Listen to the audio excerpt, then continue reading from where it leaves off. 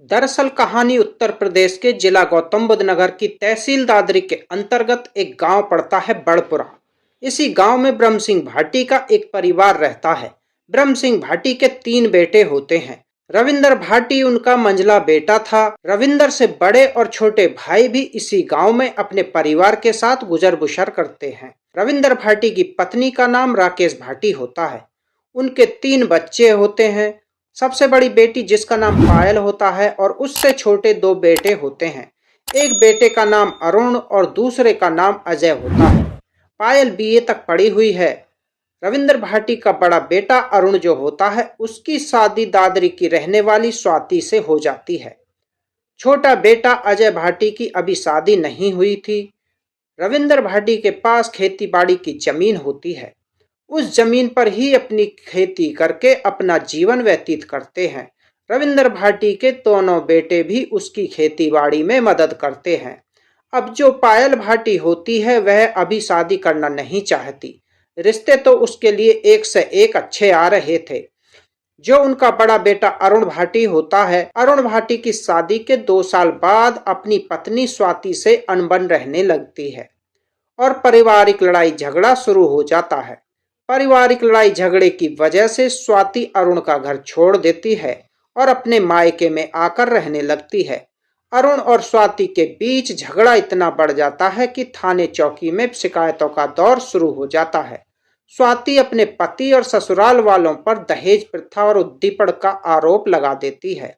इन सभी आरोपों की वजह से रविंदर भाटी और उनकी पत्नी और बेटे को थाने और कोर्ट कचहरी के चक्कर लगाने पड़ रहे थे। इन्हीं आरोपों से परेशान होकर जून 2022 में एक दिन रविंदर भाटी और उनकी पत्नी राकेश भाटी सुसाइड कर लेते हैं। इसी कारण हंसते खेलते परिवार में अचानक मातम सा छा जाता है। बड़ी बहन होने के नाते पायल के ऊपर ही दोनों भाइयों की देखभाल की जिम्मेदारी आ जाती है। जैसे जैसे वक्त आगे बढ़ता है तो पायल भी जवान होने लगती है। अब पायल के जवान होने की चिंता उनके दादा ब्रह्मपाल भाटी और ताऊ को सताने लगती है। इसीलिए पायल के लिए बिरादरी में एक अच्छे लड़के की तलाश शुरू हो जाती है। कुछ समय के बाद पायल के भाइयों की जिंदगी की गाड़ी पटरी पर लौटने लगती है। उसी समय परिवार वालों पर एक आफत का पहाड़ टूट जाता है। 13 नवंबर की सुबह दादरी पुलिस को बड़पुरा गांव के एक घर में एक लड़की की लाश मिलने की सूचना दी जाती है। सूचना पाकर पुलिस मौके पर पहुंचती है तो लाश के बारे में जानकारी प्राप्त करती है। यह लाश रविंदर भाटी की इकलौती बेटी पायल की है। लाश का चेहरा बुरी तरह से जला हुआ होता है जिसके कारण उस लाश को पहचानना मुश्किल ही नहीं नामुमकिन होता है। हाथ की कलाई को किसी धारदार हथियार से काटा गया था। कलाई से ज्यादा खून निकल जाने के कारण उसकी मौत हो जाती है। ऐसा लग रहा था किसी बड़े हादसे के कारण पायल का चेहरा छत विछत हो गया हो। जिन कपड़ों को पायल रात को पहनकर सोई थी वो कपड़े भी लाश के ऊपर से गायब थे। अब सवाल ये था कि पायल की मौत कैसे हुई। जब घर वालों से पायल की मौत के बारे में पूछा जाता है तब उसके भाइयों ने बताया कि 12 नवंबर की रात 9 बजे सभी लोग खाना खाकर सोए तो जल्द ही गहरी नींद आ गई और ऐसा महसूस हुआ जैसे काफी दिनों से सोए नहीं है। जब सुबह आंख खुली तो देखा पायल अपने कमरे में मरी पड़ी है। उसका चेहरा जला हुआ और नस कटी हुई थी। कमरे में चारों तरफ खून ही खून नजर आ रहा था। बिस्तर पर एक पायल की हैंडराइटिंग में लिखा सुसाइड नोट भी मिलता है।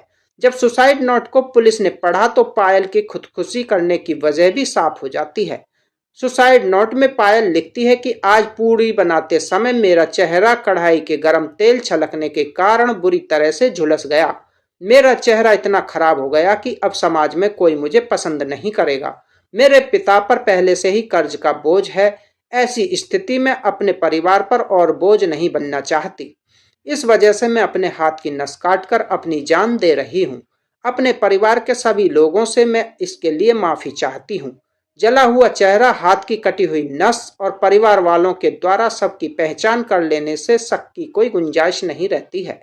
उसके बाद दादरी पुलिस के द्वारा आत्महत्या का मामला दर्ज करके पायल के शव का पोस्टमार्टम कराया जाता है और उसके बाद शव को परिवार वालों को सौंप दिया जाता है। परिवार वाले उसी दिन पायल के शव का अंतिम संस्कार कर देते हैं। परिवार द्वारा 21 नवंबर को 13वीं की रस्म पूरी कर दी जाती है। एक परिवार से 6 महीने के अंदर 3 लोगों की मौत हो जाना पूरे गांव में चर्चा का विषय बन जाता है। दोस्तों, धीरे धीरे वक्त आगे बढ़ रहा था। जिस वक्त दादरी थाना क्षेत्र के गांव बड़पुरा में एक हादसा हुआ, ठीक उसी समय उसी दिन बिसरख थाना क्षेत्र के सूरजपुर में एक युवती हेमा चौधरी अचानक रहस्यमय ढंग से गायब हो जाती है। दरअसल 15 नवंबर की सुबह सूरजपुर की रहने वाली ममता चौधरी नाम की महिला बिसरख थाने जाकर एसएचओ उपेंद्र कुमार को शिकायत दर्ज कराती है कि उसकी छोटी बहन हेमलता चौधरी उसके पास रहती थी, गौर सिटी के एक मॉल में काम करती है, 12 नवंबर से लापता है। ममता चौधरी आगे बताती है कि उसकी बहन ने शाम को फोन करके बताया कि वह एक सहेली के घर बर्थडे पार्टी में जा रही है, शायद रात को घर नहीं आएगी। लेकिन अगले दिन सुबह जब ममता ने हेमा को फोन किया तो उसका फोन स्विच ऑफ मिला। हेमा से बार बार संपर्क करने की कोशिश कर रही थी, लेकिन उससे संपर्क नहीं हो पा रहा था। उसके बाद उसने शोरूम के ऑफिस में फोन करके हेमा के बारे में पता किया। ऑफिस से जानकारी मिलती है कि वह यहाँ पर नहीं आई और 12 नवंबर की शाम को जाने के बाद उसने फोन करके यह भी नहीं बताया कि वह अगले दिन काम पर नहीं आएगी। ममता को यह भी नहीं पता था कि हेमा किस सहेली के घर गई है। उसने हेमा के सभी पहचान वालों को फोन करके उसकी खैर खबर जानने की कोशिश की, लेकिन कहीं से कोई सुराग नहीं मिल रहा था। हार थककर ममता ने 15 नवंबर को बिसरख थाने में हेमा की गुमशुदगी की रिपोर्ट दर्ज करवा दी। एसएचओ उपेंद्र कुमार ने हेमा की गुमशुदगी का मामला दर्ज करके जांच के लिए एक टीम तैयार करी। पुलिस टीम सबसे पहले उस मॉल के शोरूम में जाकर हेमा के बारे में जानकारी जुटाती है। शोरूम जाकर पता चलता है कि हेमा यहाँ पर काम करने के बाद शाम को चली गई। उसके बाद से उसका कोई संपर्क नहीं है। सबसे बड़ी परेशानी की बात यह थी कि हेमा का फोन स्विच ऑफ आ रहा था। हेमा चौधरी उत्तर प्रदेश के मथुरा जिले की रहने वाली थी। उसकी शादी हो चुकी थी, लेकिन एक बच्चा होने के बाद पति ने उसे गलत इल्जाम लगाकर बिना बच्चों के घर से बाहर निकाल दिया। पति से अलग होने के बाद बेसहारा हुई तो हेमलता सूरजपुर इलाके में बड़ी बहन ममता के पास आ जाती है और उसके साथ रहने लगती है। अपना गुजर बसर करने के लिए हेमा कुछ महीने पहले ही ग्रेटर नोएडा के गौर सिटी मॉल के एक शोरूम में सेल्स गर्ल की नौकरी करने लगती है। इधर पुलिस टीम गुमशुदगी की जांच को आगे बढ़ाते हुए हेमा के फोन की कॉल डिटेल निकलवाई तो पता चलता है कि उसकी बहन की आखिरी लोकेशन बड़पुरा गांव में रविंद्र भाटी के घर पर होती है। साथ ही जांच में यह भी पता चलता है कि उसकी आखिरी बातचीत जिस नंबर पर हुई थी वह नंबर बुलंदशहर के रहने वाले अजय ठाकुर का था। अजय ठाकुर की लोकेशन भी उस वक्त बड़पुरा में ही मिलती है जहां हेमलता के फोन की लोकेशन मिल रही थी। अब पुलिस टीम सबसे पहले बड़पुरा में रविंद्र भाटी के घर जाती है। वहां पहुंचने के बाद पता चलता है कि 12 नवंबर की रात को परिवार की बेटी पायल की खुदकुशी करने से मौत हो गई। जब पुलिस टीम पायल के भाइयों से जानकारी प्राप्त करती है कि आप लोग हेमलता को जानते हैं तो पायल के भाई कहने लगते हैं कि हम किसी हेमलता को नहीं जानते। अब पुलिस टीम यह नहीं समझ पा रही थी कि हेमलता इतनी दूर यहाँ किससे मिलने आई थी। पुलिस टीम परिवार वालों के और गांव वालों के बयान लेकर पास के नजदीकी थाने दादरी पुलिस से संपर्क करती है। दादरी पुलिस बताती है कि हाँ, वाकई में पायल ने खुदकुशी करी है। साथ में पायल की लाश के फोटो भी दिखाए जिसमें उसका चेहरा और गर्दन पूरी तरह से जलकर बेकार हो चुके थे। फोटो देखकर पहचान करना बहुत मुश्किल था कि लाश किस लड़की की है। अब पुलिस टीम अपनी जांच आगे बढ़ा रही थी। अजय ठाकुर की तलाश में पुलिस बुलंदशहर पहुंचती है। अजय ठाकुर मूल रूप से बुलंदशहर में सिकंदराबाद के महपा जागीर गांव का रहने वाला था। अजय ठाकुर खेती बाड़ी करके अपना परिवार चला रहा था। परिवार में उसके माता पिता, भाई बहन के अलावा पत्नी सुमन और 2 बेटे जिनकी उम्र 5 साल और 3 साल की होती है। परिवार वालों से जब पुलिस टीम अजय के बारे में पूछताछ करती है तो पता चलता है कि अजय 12 नवंबर 2022 से गायब है। 12 नवंबर को घर से यह कहकर बाइक से निकला कि नोएडा जा रहा है। उसके बाद कभी घर नहीं आया और ना ही उसका फोन आया। जब उसके फोन से संपर्क करने की कोशिश की तो हमेशा उसका फोन स्विच ऑफ ही आता रहा। 14 नवंबर 2022 को हमने उसकी गुमशुदा की रिपोर्ट सिकंदराबाद थाने में दर्ज करा दी। अब पुलिस की टीम सिकंदराबाद थाने में संपर्क करती है। थाने में जाकर पता चलता है कि वाकई में अजय के परिवार वालों ने सिकंदराबाद थाने में अजय के गुमशुदा होने की रिपोर्ट दर्ज कराई है। हेमलता कैसे पुलिस टीम के लिए एक रहस्यमय कहानी बनती जा रही थी। बिसरख थाने के एसएचओ का 26 नवंबर को तबादला हो जाता है। अब बिसरख थाने का कार्यभार इंस्पेक्टर अनिल राजपूत को दे दिया जाता है। थाने का चार्ज लेने के बाद अनिल राजपूत ने लंबित विवेचनाओं की जानकारी ली। उन विवेचनाओं में हेमा चौधरी के केस की फाइल भी होती है। अनिल राजपूत ने हेमा चौधरी की फाइल देखने के बाद एक नई टीम का गठन किया, जिसमें एक महिला कांस्टेबल भी शामिल थी। पुलिस टीम ने हेमलता चौधरी, अजय ठाकुर और पायल भाटी के मोबाइल नंबरों की कॉल डिटेल निकलवाई। अजय ठाकुर के फोन को सर्विस लांस पर लगा दिया। कॉल डिटेल से पता चलता है कि अजय ठाकुर और पायल कई महीने से एक दूसरे को जानते हैं। दोनों के बीच फोन पर कई बार लंबी लंबी बातचीत होती थी। कुछ दिनों से अजय और हेमा चौधरी के बीच भी फोन पर बात हो रही थी। अजय और हेमलता के फोन की लोकेशन एक साथ भी मिलती है। अब इससे साफ हो जाता है कि एक मौत दो गुमशुदगी का आपस में कोई ना कोई कनेक्शन जरूर है, क्योंकि 3 लोग जिनमें 2 महिलाएं एक रात को एक साथ में मिलते हैं, इनमें से एक महिला खुदकुशी कर लेती है और उसकी पहचान भी नहीं हो पाती है। परिवार वाले कपड़ों से उसकी पहचान करते हैं। इसके बाद बाकी 2 लोग लापता हो जाते हैं। संयोग से 3 लोगों की लोकेशन एक साथ मिलना कई सवाल खड़े कर रहे थे। अब अजय के फोन की कॉल डिटेल और सर्विस लांस की मदद से पुलिस को जल्द ही इस बात का पता चल गया कि अजय का फोन कभी स्विच ऑफ हो जाता है तो कभी ऑन हो जाता है। 12 नवंबर के बाद अजय के मोबाइल से कुछ खास नंबरों पर बात भी हुई। उनमें से एक नंबर ऐसा होता है जो अजय के नाम पर ही रजिस्टर्ड था, लेकिन उसकी लोकेशन भी अजय के पुराने नंबर के साथ ही मिल रही थी।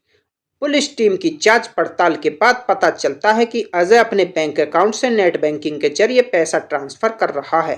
नेट बैंकिंग का इस्तेमाल करने से साफ हो जाता है कि अजय सही सलामत है। हेमलता की जानकारी के लिए पुलिस का अजय को पकड़ना बहुत जरूरी हो गया था।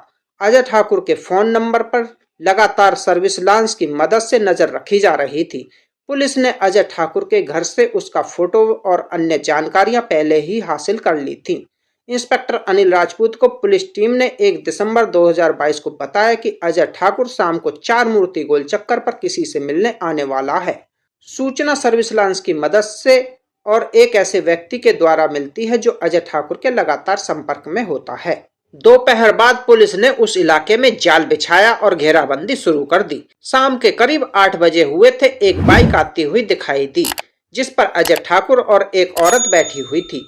पुलिस ने दोनों को धर दबोचा। अजय ठाकुर को पकड़ते ही इंस्पेक्टर अनिल राजपूत का उससे पहला सवाल था, हेमलता कहाँ है, उसे कहाँ छुपा के रखा है। पुलिस के इस जाल में फंसता हुआ देखकर अजय के हाथ पांव फूलने लगे। पैरों तले जमीन खिसक गई। अजय को समझ में नहीं आ रहा था कि अब वह क्या करे। हड़बड़ाते हुए जवाब दिया, कौन हेमलता साहब, मैं किसी हेमलता को नहीं जानता और मैं उसे क्यों छुपाऊंगा। इंस्पेक्टर अनिल राजपूत दोनों को पकड़कर बिसरख थाने ले आते हैं। अब तक पुलिस को यह नहीं पता था कि उसके साथ जो महिला है वह कौन है। थाने लाकर जब उनकी तलाशी ली जाती है तो अजय ठाकुर की जेब से एक मैरिज सर्टिफिकेट मिलता है। उस सर्टिफिकेट पर अजय के साथ उस लड़की का नाम पायल लिखा होता है। मैरिज सर्टिफिकेट देखकर अनिल राजपूत का दिमाग ही घूम गया, क्योंकि शादीशुदा अजय ठाकुर अपनी पत्नी और बच्चों के रहते दूसरी शादी कैसे कर सकता है। इंस्पेक्टर का दिमाग घूमने की दूसरी वजह एक और भी थी। जिस लड़की से उसने कोर्ट में शादी की वह लड़की पायल थी। वही पायल जिसके घर के पास हेमलता के फोन की लोकेशन मिली थी। हैरान करने वाली बात यह थी कि पायल की तो मौत हो चुकी है। अगर पायल सही सलामत है तो वह लड़की कौन थी जिसने पायल के घर पर जलने के बाद सुसाइड कर लिया था। महिला पुलिस के द्वारा जब पायल से पूछताछ की जाती है तो उसके परिवार की जानकारी ली जाती है, तो उसके परिवार में से पायल के भाई और दादा को बिसरख थाने बुलाया जाता है। थाने में आकर जब भाई और दादा पायल को जिंदा देखते हैं तो उनके पांव के तले से जमीन खिसक जाती है। पायल को मरा हुआ समझकर वह तो उसका अंतिम संस्कार कर चुके थे, आखिर वह जिंदी कैसे हो गई। अब इंस्पेक्टर को मामला समझने में देर नहीं लगी। जब पायल भाटी से सख्त होकर पूछताछ करते हैं, सारी कहानी सामने आ जाती है। पुलिस के पूछताछ करने पर पायल ने बताया कि कैसे उसने प्रेमी अजय ठाकुर के साथ मिलकर अपने जीवन को बिताने के लिए और अपने माता पिता की मौत के जिम्मेदार लोगों से बदला लेने के लिए एक फिल्मी स्टाइल में एक बेगुनाह लड़की को मारकर उसकी लाश को अपनी पहचान देकर अपने आप को मरा हुआ साबित कर दिया। जिस हेमलता को पुलिस गुमशुदा मानकर तलाश कर रही थी, उसकी तो हत्या हो चुकी थी और उसके शव का अंतिम संस्कार भी हो चुका था। बस पुलिस को तलाश थी सबूत की। तभी पुलिस फॉरेंसिक टीम को लेकर पायल के घर जाते हैं। वहां पर बारीकी से छानबीन शुरू हो जाती है। पुलिस टीम पायल के पूरे घर और उसके कमरे की बारीकी से छानबीन करती है तो वारदात के 18 दिन बाद पुलिस को पायल के घर की सीढ़ियों से हेमलता के खून के कुछ सूखे हुए धब्बे मिल जाते हैं। पायल ने पुलिस टीम को बताया कि उसके माता पिता के मर जाने के बाद वह बुरी तरह से टूट जाती है। कुछ दिन बाद उसकी जान पहचान फेसबुक के द्वारा सिकंदराबाद के रहने वाले अजय ठाकुर से हो जाती है। अजय ठाकुर को देखकर पायल पहले ही नजर में उसको दिल दे बैठती है। पायल सोशल मीडिया पर टूटे दिल वाली शायरी और ऐसे ही वीडियो बनाकर डाला करती थी। अजय ठाकुर को उसकी शायरी और वीडियो बहुत अच्छी लगती थी। फेसबुक वाला प्यार जल्दी मुलाकात में बदल गया। मिलने जुलने का सिलसिला शुरू हो जाता है और एक दूसरे के प्यार का इजहार कर देते हैं। अब दोनों को एक दूसरे के बिना कुछ भी अच्छा नहीं लगता था। दोनों साथ जीने और मरने की कस्में खाते हैं। अजय ठाकुर शादीशुदा और 2 बच्चों का बाप होता है। शादीशुदा होने की बात अजय ठाकुर पायल को बता देता है। अजय ठाकुर पायल से कहता है कि अगर तुम मेरी बनना चाहती हो तो उसके लिए मैं अपनी पत्नी और बच्चे और परिवार को छोड़ दूंगा। पायल को अजय ठाकुर की यही बात पसंद आ जाती है। जब पायल अपने प्यार के बारे में घर परिवार में बताती है तो परिवार वाले उसको डांट धमकाकर शांत कर देते हैं। लेकिन परिवार वालों को जब पता चलता है कि लड़का शादीशुदा है तो इस रिश्ते के लिए राजी नहीं होते हैं। बड़े बुजुर्ग कहते हैं कि जब एक जवान लड़की किसी इंसान को दिल दे बैठती है तो ज्यादा दिन उसके पैरों में बंधन की बेड़ियां नहीं डाल सकते और जितना जल्दी हो सके उसकी शादी कर देनी चाहिए। इसी बात को देखकर उसके दादा ब्रह्म सिंह उसकी शादी के लिए लड़का देखना शुरू कर देते हैं। पायल के दिमाग में हमेशा एक कसक थी कि उसके माता पिता ने जिन लोगों से परेशान होकर खुदकुशी की थी वह लोग आजाद घूम रहे हैं। दरअसल पायल के परिवार ने जिन लोगों के खिलाफ मुकदमा दर्ज कराया वो लोग जमानत पर बाहर घूम रहे थे। इधर पायल के दादा और परिवार वाले पायल के प्यार के खिलाफ थे। पायल अपने प्यार को हर कीमत पर पाना चाहती थी। प्यार को पाने के लिए पायल ने अपराध का रास्ता चुना। वह सोचने लगी आखिर ऐसा क्या किया जाए कि अजय हमेशा के लिए उसका हो जाए और माता पिता की मौत के जिम्मेदार लोगों को वह सजा दे सके। दादरी पुलिस ने पायल के परिवार की शिकायत पर पायल के माता पिता को आत्महत्या के लिए उकसाने की धारा में मुकदमा दर्ज किया था, जिसमें पायल की भाभी स्वाति, स्वाति का भाई और 2 अन्य लोगों को नामजद कराया गया था। लेकिन दादरी पुलिस नामजद किए गए आरोपियों को तब तक गिरफ्तार नहीं कर सकती जब तक कि पायल के माता पिता की विसरा रिपोर्ट दादरी पुलिस को नहीं मिल जाती। इसलिए पायल दुखी थी और माता पिता की मौत के जिम्मेदार लोगों से बदला भी लेना चाहती थी। पायल के दिमाग में एक फिल्मी स्टाइल में साजिश रचकर अपनी जगह किसी दूसरी लड़की का कत्ल करके उसको अपनी पहचान देकर फरार होना था। और पायल को यह आइडिया टीवी सीरियल्स देखने से मिला था। सीरियल्स और कहानियों से प्रेरित होकर पायल और अजय ठाकुर दोनों मिलकर इस घटना को अंजाम देने की योजना बनाते हैं। अजय ठाकुर को पायल की कदकाठी की लड़की पायल के घर लेकर आना था। उसके बाद उस लड़की की हत्या करके उसका चेहरा छत विछत करना था। उसके बाद लाश को पायल के कपड़े पहनाकर उसके पास पायल की हैंडराइटिंग में एक सुसाइड नोट भी छोड़ना था ताकि कोई उस लड़की को पहचान न सके और घर वाले उसको पायल की लाश मान ले।